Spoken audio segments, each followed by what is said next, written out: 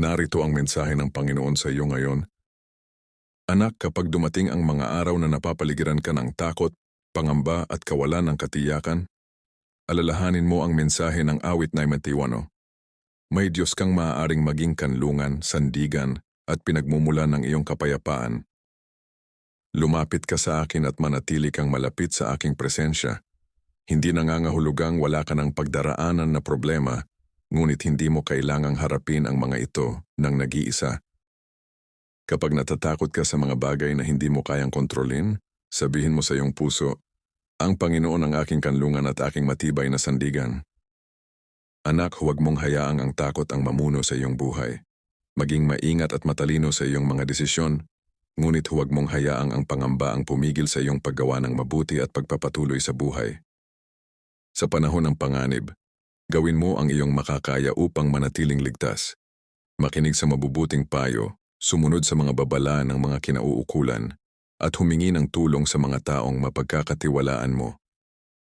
Ang pagtitiwala sa akin ay hindi nangangahulugang magiging pabaya ka. Kasama sa pananampalataya ang karunungan at pag-iingat. Kapag dumating ang unos, ako ang iyong magiging kanlungan. Kapag nanghihina ka, lumapit ka sa akin. Kapag nalilito ka, humingi ka ng gabay. Kapag natatakot ka, manalangin ka. Hindi mo kailangang mabuhay sa takot sa bawat bagay na maaring mangyari. Ang bukas ay hindi mo kailangang kontrolin ngayon. Gawin mo ang iyong bahagi sa araw na ito at ipagkatiwala sa akin ang mga bagay na hindi mo kayang hawakan. Kapag pakiramdam mo ay mag-isa ka, alalahanin mong may mga taong nagmamahal at nagmamalasakit sa iyo. Huwag kang mahiyang humingi ng tulong kapag kailangan mo. Anak, ang awit 91 ay paanyaya upang matutong magtiwala.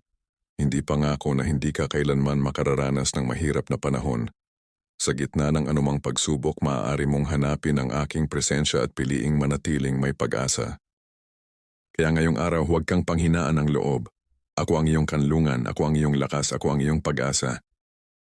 Manatili kang malapit sa akin, lumakad ng may karunungan.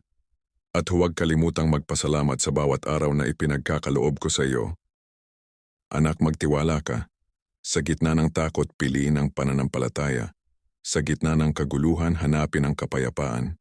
At sa gitna ng dilim, alalahanin mong may Diyos kang maaari mong sandalan. Sapagkat siya'y kumakapit sa akin ng may pag-ibig, ililigtas ko siya.